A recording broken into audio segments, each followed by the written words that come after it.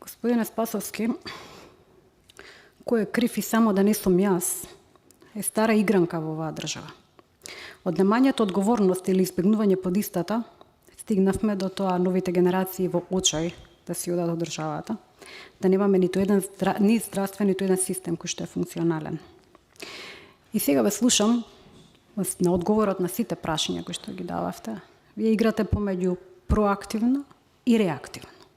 Прашањето дури на екс-министерот за здравство Беким Сали, кој што истакна дека бил под политички притисок по разрешувањето, ќе добиете стенограмите, колеги, е истото на прашање за кое што Јарбер Зибери, нашиот колега од ДУИ, имаше објави по медиуми дека има политички притисоци, па е разрешуван под притисок од тогашниот министер Венко Филипче.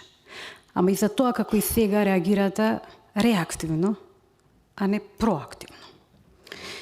Сега, јас не сум вработена во Министерството за внатрешни работи, ниту сакам да бидам, меѓутоа вие сте таму од 2017 година со титулар и позиција министер за внатрешни работи. Оно што треба да не штити сите нас како граѓани, без разлика на која позиција, од која партија сме. И дали сме здрави или не сме здрави, исто така е ирелевантно.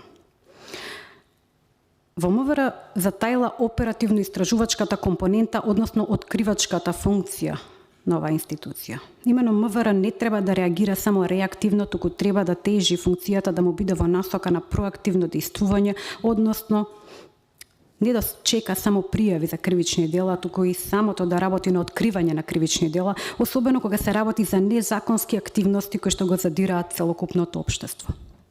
Поттаму извира и првото прашање, бидејќи неактивноста на системот за внатрешни работи остава простор за незаконски действија и немојте да го мешате обвинителството, МВР има своја функција за своето постоење.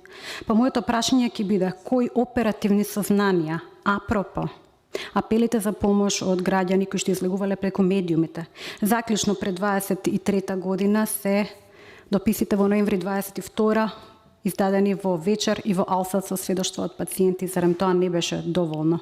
Кои оперативни сознанија ги собра Министерството за внатрешни работи, на кое што чело стоите вие во периодот помеѓу 17 и 22 година, бидејќи толку сте министер за внатрешни работи?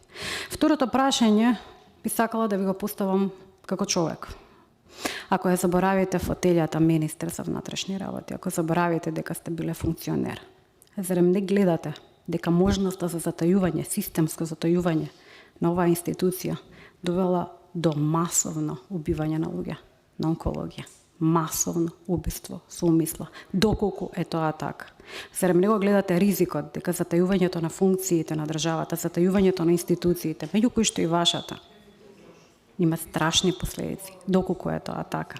И заради тоа ве замолувам да се екстрахирате од позицијата министер и да ми одговорите кои оперативни зафати ги направи Министерството за внатрешни работи во периодот пред септември 23, колку што сте вие министер. Благодарам.